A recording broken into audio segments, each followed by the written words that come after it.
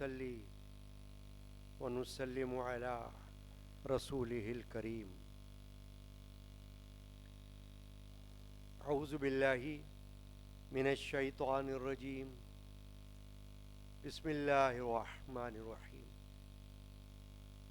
للفقراء الذين أحصروا في سبيل الله لا يستطيعون ضربا في الأرض يحسبهم الجاهل أغنياء من التعفف تعرفهم بسيماهم لا يسألون الناس إلحافا وما تنفق من خير فإن الله به عليم.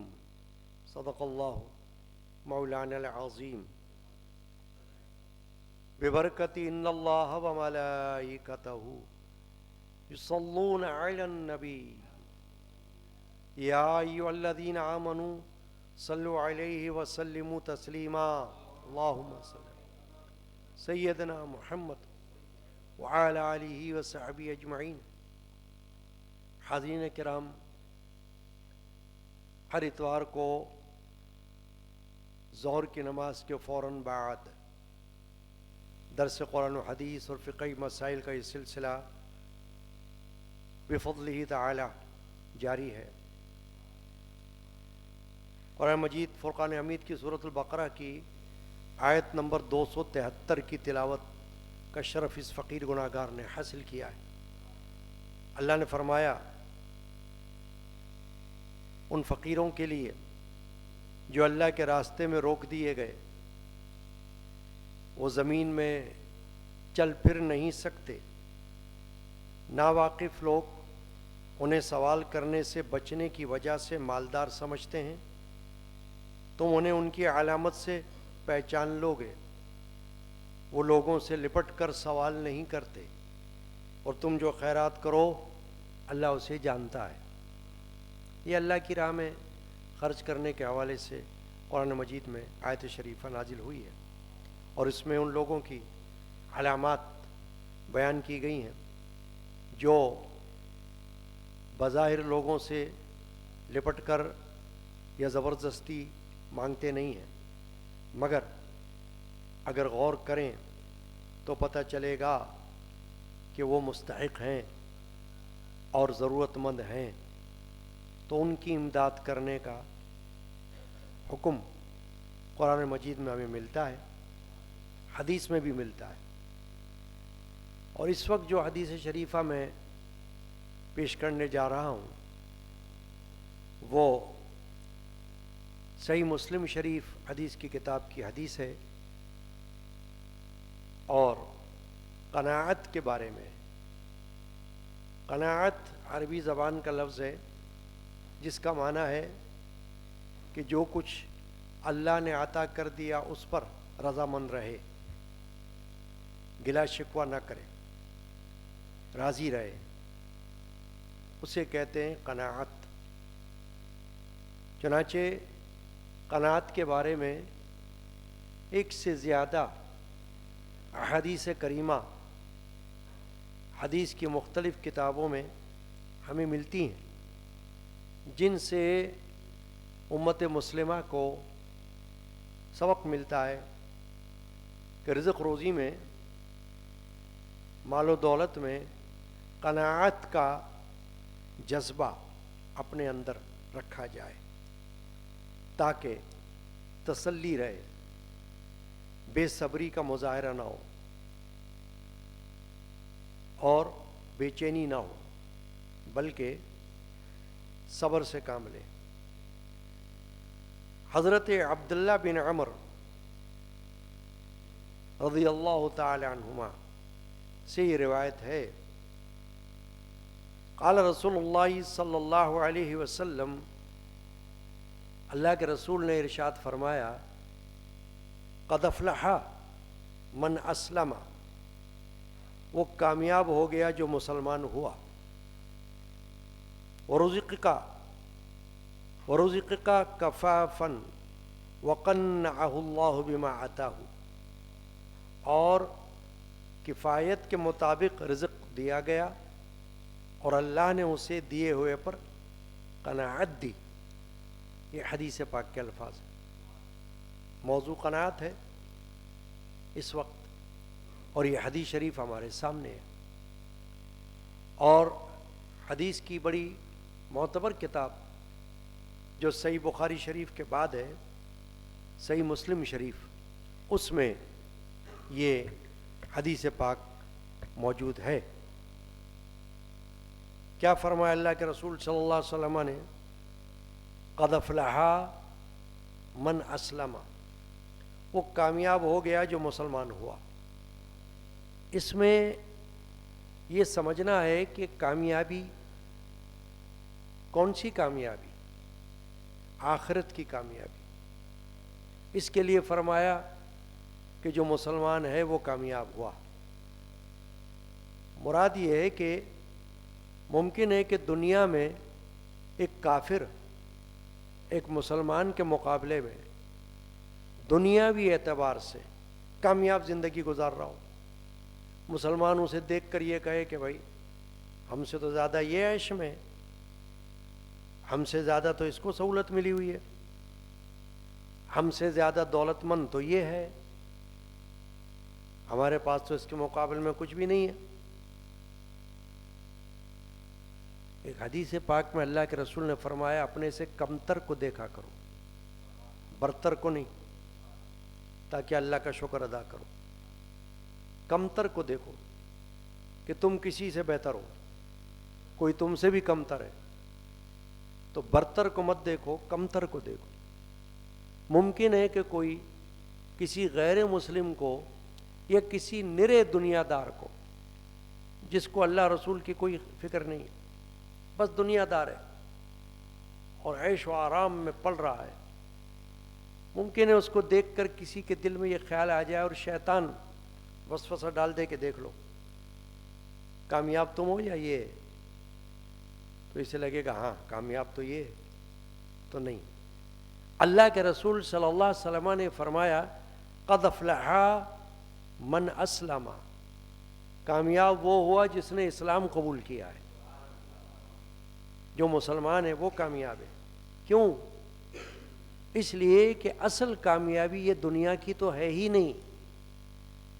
دنیا کی کامیابی میں یہ ضرور ہے کہ آپ کو کبھی کوئی عیسائی اپنے سے اچھا لگے گا دنیا کے اعتبار سے، کبھی کوئی یہودی اچھا محسوس ہوگا دنیا کے اعتبار سے، کبھی کوئی ہندو اچھا لگے گا دنیا کے اعتبار سے، تو آپ کہو گے کہ یہ تو ہم سے اچھا ہے بھائی، یہ تو دولت کی ریل پیل میں کھیل رہا ہے، عیش و آرام کی زندگی بسر کر رہا ہے، ہم لوگ غریبی میں مسکینی میں، تو کامیابی ہمیں نہیں ملی۔ تو یہ کامیابی نہیں ہے۔ رسول اللہ صلی اللہ تعالی علیہ وسلم نے یہ فرمایا کہ کامیابی تو وہ ہے جو آخرت میں نصیب ہو، آخرت میں ان کو کامیابی نہیں ہے۔ جو غیر مسلم ہے جن کو تم کامیاب سمجھ رہے ہو دنیا میں، آخرت میں تو ان کا بیڑا غرق ہے، اور آخرت میں جس کا بیڑا پار ہوگا وہی کامیاب ہوگا۔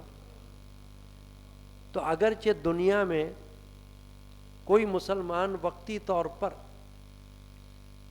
کم دولت مند ہو، کم مالدار ہو، یا اس کے پاس 2 وقت کا کھانا مل رہا ہو، یا اسے ضرورت کے مطابق ہی مل رہا ہو، یہ اس کے لیے کافی ہے اور اسے اس پر قناعت کرنی چاہیے۔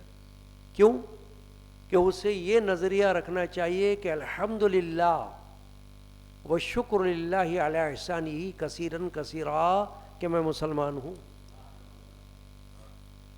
اور یہاں میں جتنی بھی تکلیف اٹھا لوں لیکن میری آخرت اچھی ہے، اور ہمیشہ دعا یہی مانگنی چاہیے کہ یا اللہ ہماری آخرت بہتر کر دے، دنیا بھی بہتر ہو مگر آخرت بھی بہتر ہو، اور دنیا کے مقابلے میں آخرت بہتر ہو۔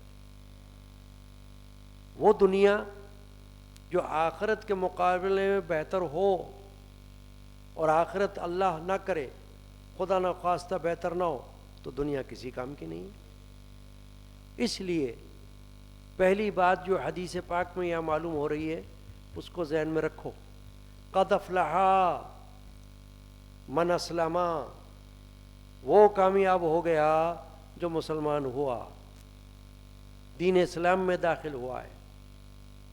ہم لاکھ شکر کریں تو کم ہے کہ ہمیں اللہ تعالیٰ نے مسلم امت میں پیدا فرمایا، مسلمان قوم میں ہم کو پیدا فرمایا. جتنا شکر کرے کم ہے. اللہ کے رسول، اللہ کے حبیب محبوب کی امت میں ہمیں پیدا فرما کر ہمیں مسلمان بنایا ہے، تو اللہ کا شکر کرنا چاہیے کہ ہم اس امت مسلمہ میں ہیں کہ جس پر اللہ کا بہت بڑا کرم ہے. قبر میں بھی کرم ہوگا، دنیا میں بھی کرم ہوگا، اور آخرت میں تو ہوگا ہی کرم، فضل ہوگا اللہ کا. یہ اللہ کی ذات پاک پر بھروسہ ہونا چاہیے. تو فرمایا کہ وہ کامیاب ہوا جو مسلمان ہوا، یعنی جس کو ایمان ملا. قرآن مجید میں اللہ نے فرمایا کہ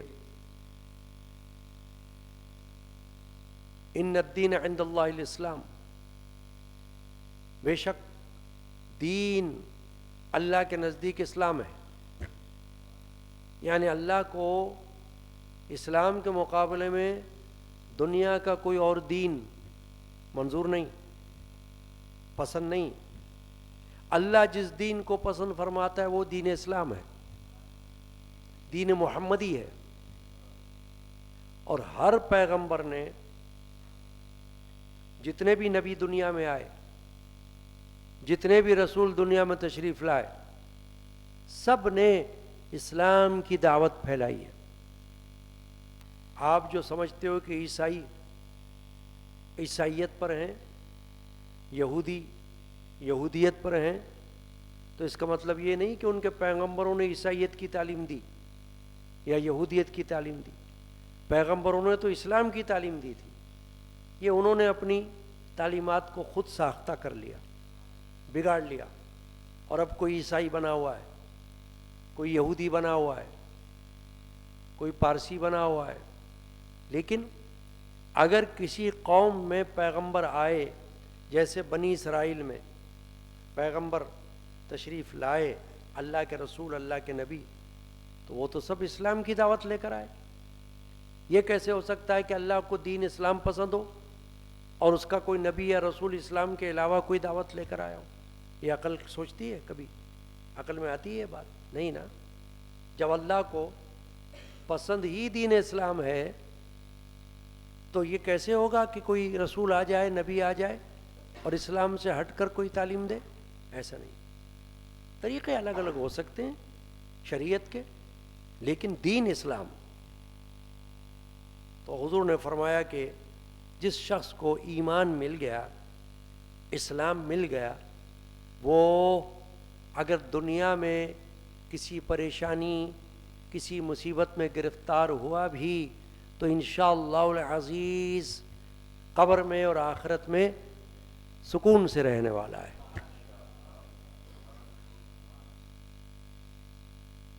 جو بے چینی قبر کی ہے وہ بہت بڑی بے چینی ہے، جو بے چینی آخرت کی وہ بہت بڑی بے چینی ہے. وہاں پر اگر سکون مل جائے تو پھر کیا چاہیے؟ قبر کی زندگی سکون والی ہو، نور والی ہو، اور آخرت کی زندگی سکون والی ہو، نور والی ہو، تو کیا چاہیے؟ اب آگے کیا فرمایا حضور اکرم صلی اللہ علیہ وسلم نے؟ وَرُزِقَ کفافن، اور اسے بقدر کفایت رزق دیا گیا. یعنی اتنا رزق دیا گیا جو اس کے لیے بس ہے، اس کے لیے کافی ہے، اس کی حاجتیں پوری ہو جاتی ہیں، ضروریات پوری ہو رہی ہیں، تو یہ کافی ہے اس کے. وَرُزِقَ کفافا وَقَنَّعَهُ اللَّهُ بِمَا آتَاهُ، اور اللہ نے اسے اس دیے ہوئے پر قناعت عطا فرما دی. دیکھا آپ نے؟ وَرُزِقَ کفافا وَقَنَّعَهُ اللَّهُ بِمَا آتَاهُ، بقدر کفایت اس کو رزق دیا اللہ نے، اور اللہ نے جو کچھ اسے دیا ہے اس پر اس کو قناعت بھی دے دی. اب قناعت ہے ہمارا آج کا موضوع درس کا. قناعت کا معنی یہ ہے کہ جو مل گیا اس پر شکر کرے اللہ کا، مزید رزق کے لیے چوری نہ کرے، مزید رزق کے لیے ڈاکہ نہ ڈالے، مزید رزق کے لیے دھوکہ نہ دے، مزید رزق کے لیے حرام نہ کمائے. یہ ہے قناعت. جو رزق حلال میں سے باری تعالیٰ نے دے دیا ہے اسے خرچ کرے اور اللہ کا شکر کرے. یا اللہ تو نے جتنا دیا ہے رزق حلال میں سے دیا، میں اس پر تیری بارگاہ میں شکر بجا لاتا ہوں. مجھے وہ رزق نہیں چاہیے جو کسی سے چھین کر ملے، جو کسی کو لوٹ کر ملے، جو کسی کو دھوکہ دے کر ملے، جو کسی کی چوری کر کے ملے، جو کسی کے ہاں ڈاکہ ڈال کے ملے.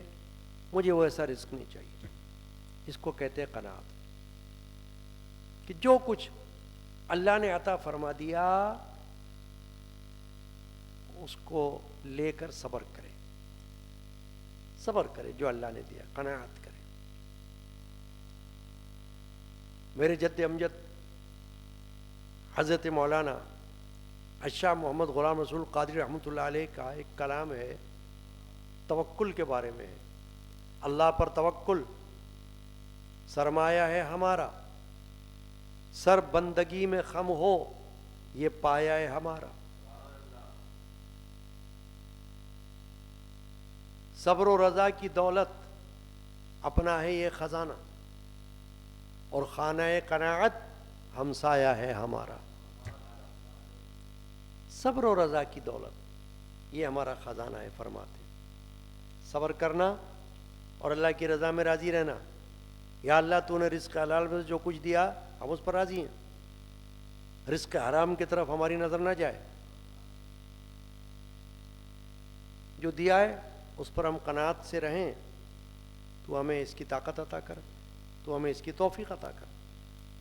صبر و رضا کی دولت اپنا ہے یہ خزانہ، اور خانہ قناعت ہمسایہ ہے ہمارا. یعنی قناعت کا گھر جو ہے وہ ہمارا ہمسایہ ہے، وہ ہمارا پڑوسی ہے. یعنی ہمارے ساتھ رہنے والا گھر وہ قناعت ہے کہ ہم اس پر راضی ہیں. ایک حدیث صحیح بخاری شریف اور صحیح مسلم شریف دونوں میں متفق علیہ حدیث ہے، اور بڑے جلیل القدر صحابی حضرت ابی ہریرہ رضی اللہ تعالی عنہ سے مروی ہے. قال، انہوں نے فرمایا کہ رسول اللہ صلی اللہ علیہ وسلم یہ فرماتے ہیں، اللہم اجعل رزق آل محمد قوتا. یا اللہ محمد کے گھر والوں کی روزی بقدر ضرورت عطا فرما. یہ اللہ کے رسول کی دعا ہے.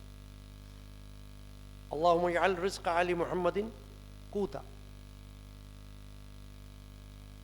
آل محمد کی روزی ان کے ضرورت کے مطابق تو عطا فرما دے. تاریخ میں یہ باتیں موجود ہیں کہ رسول اللہ صلی اللہ علیہ وسلم کے ہاں کبھی فاقہ بھی تھا، 3 وقت 3 دن پیٹ بھر کے کھانا بھی نہ تھا. آل رسول صلی اللہ علیہ وسلم کے گھر میں کبھی پورا مہینہ پیٹ بھر کا کھانا بھی نہیں کھایا گیا، مگر اللہ کی رضا میں راضی. انسان کو لازم ہے کہ راضی بے رضا ہو. انسان کو لازم ہے کہ راضی بے رضا ہو. لب پر نہ شکایت ہو، نہ شکوہ نہ گلا ہو. انسان کو لازم ہے کہ راضی بے رضا رہے، لب پر نہ شکایت ہو نہ گلا ہو. اللہ کی بارگاہ میں یہ سمجھے کہ اللہ نے میرے لیے جو کچھ مناسب سمجھا وہ مجھے عطا فرمایا، اور جو کچھ سمجھے گا وہ عطا فرمائے گا. تو قناعت کا معنی یہ ہے کہ جو تمہیں سیدھے طریقے سے ملا ہے کوشش کرنے میں کوئی حرج نہیں. رزق حلال کو کمائی کے ذرائع اختیار کرنے میں کوئی ممانعت نہیں ہے. جہاں سے تمہیں مل سکتا ہو لو، کماؤ، مگر اس کے برعکس وہ رزق جو حلال نہ ہو، جائز نہ ہو، اس کے پیچھے نہ جاؤ، اس کی طرف مت دیکھو. مل بھی رہا ہو چھوڑ دو، مفت بھی مل رہا ہو چھوڑ دو. یعنی اگر پتہ چلے کہ یہ رزق حلال نہیں ہے لیکن مفت مل رہا ہے تو یہ مت کہو کہ اللہ چپل پھاڑ کے دیتا ہے لے لو. یہ نظریہ غلط ہے. بھائی جب پتہ ہے کہ حرام ہے تو یہ مت کرو کہ کوئی مفت بھی دے رہا ہے بولو لاؤ لاؤ دے دو. کون سا پیسے خرچ ہو رہے ہیں؟ بھائی پیسے خرچ ہونے کا مسئلہ نہیں ہے، مسئلہ یہ ہے کہ رزق حلال ہے یا نہیں یہ دیکھنا ہے. کوئی مفت بھی مل رہا ہو نا مال مگر رزق حلال نہ ہو چھوڑ دو، حلال لے لو. قناعت یہ ہے. چنانچہ اس حدیث پاک سے جو ہمیں سبق مل رہا ہے وہ یہی مل رہا ہے کہ قناعت کا جذبہ اپنے اندر رہنا چاہیے. دین اسلام کی تعلیمات میں سے یہ اہم تعلیم ہے. ہر دین میں یہ تعلیم نہیں ہے. عیسائیت میں آپ کو ایسی حدیثیں پیغمبر کی نہیں ملیں گی، عیسائیت میں ایسی تعلیمات نہیں ملیں گی، یہودیت میں ایسی تعلیمات نہیں ملیں گی. وہاں تو یہ ہے کہ جہاں سے مل رہا ہے لے لو لے لو. قناعت کا وہاں مسئلہ ہی کوئی نہیں ہے. لیتے رہو، کھاتے رہو، پیتے رہو. قناعت کا حکم یعنی کہ بقدر ضرورت لے کر راضی رہنا اللہ پر، یہ صرف اسلام میں ہے. یہ نعمت صرف دین اسلام میں پائی جاتی ہے. اسی لیے اس طرف اشارہ کیا گیا کہ جو کچھ اللہ تبارک و تعالیٰ نے اپنے فضل و کرم سے اور رزق حلال میں سے تمہیں دے دیا ہے وہ لے لو. مسلم شریف کی ایک حدیث ہے، حضرت جابر ایک صحابی ہیں، ان سے روایت ہوئی ہے کہ اللہ کے رسول صلی اللہ علیہ وسلم بھیڑ کے ایک مرے ہوئے بچے پر سے گزرے. بھیڑ جیسے دمبا ہوتا ہے نا، ایسا بھیڑ بھی ہوتا ہے. بھیڑ کا ایک بچہ مرا ہوا تھا. رسول اللہ صلی اللہ علیہ وسلم وہاں سے گزرے تو حضور نے فرمایا صحابہ سے، تم میں سے کوئی یہ پسند کرتا ہے کہ یہ اسے 1 درہم کے بدلے میں مل جائے؟ 1 درہم دے کر. صحابہ نے کہا یا رسول اللہ ہم تو نہیں چاہتے کہ ہمیں کسی بھی چیز کی عوض یہ ملے. یعنی یہ تو مرا ہوا ہے نا، تو مرا ہوا تو مردار ہے، ہم 1 درہم بھی اس کے لیے کیوں دیں؟ 1 درہم کا سوال آپ پوچھ رہے ہیں ہم سے، یعنی یوں سمجھ لو 1 روپیہ. اپنی سمجھ کے لیے آپ یہ سمجھو کہ کوئی کہے بھائی 1 روپیے میں خریدتے ہو، تو صحابہ نے کہا یا رسول اللہ ہم تو 1 درہم میں بھی اس کو نہ لیں، یہ تو مرا ہوا ہے، مردار ہے، ہم اس کو کیا کریں؟ اس پر حضور اکرم صلی اللہ علیہ وسلم نے فرمایا، کیونکہ سبق دینا تھا نا انہیں، فرمایا اللہ کی قسم واللہ دنیا اللہ کو اس سے زیادہ ذلیل ہے جیسی یہ تمہارے نزدیک ہے. یعنی دنیا کی قدر اللہ کے نزدیک اتنی بھی نہیں ہے جتنی یہ بھیڑ کا مردار بچہ ہے، اس سے بھی زیادہ ذلیل ہے دنیا. تو یہ سمجھانے کے لیے حضور نے سوال کیا تھا کہ یہ جو بھیڑ کا بچہ مرا ہوا ہے اس کو کون خریدتا ہے 1 درہم میں؟ 1 درہم تو بہت معمولی چیز ہے، دے دو 1 درہم لے لو. صحابہ نے کہا ہم تو کیوں لیں 1 درہم میں بھی، وہ 1 درہم بھی ضائع ہو جائے گا کیونکہ یہ حلال نہیں ہے. بھیڑ کا بچہ زندہ ہوتا تو لے لیتے، ذبح کر کے کوئی کھا لیتا تب تو جائز ہو جاتا. یہ تو مرا ہوا ہے، تو مرا ہوا ہاتھی کس کام کا؟ اب یہ سبق تھا سکھانے کے لیے اللہ کے رسول صلی اللہ علیہ وسلم کی طرف سے کہ اگر مرا ہوا بچہ تم بھیڑ کا نہیں لیتے 1 درہم میں اور مفت بھی لینے پہ تیار نہ ہو تو اللہ کے نزدیک دنیا تو اس سے بھی زیادہ کم وقت ہے، اس سے بھی زیادہ ذلیل ہے.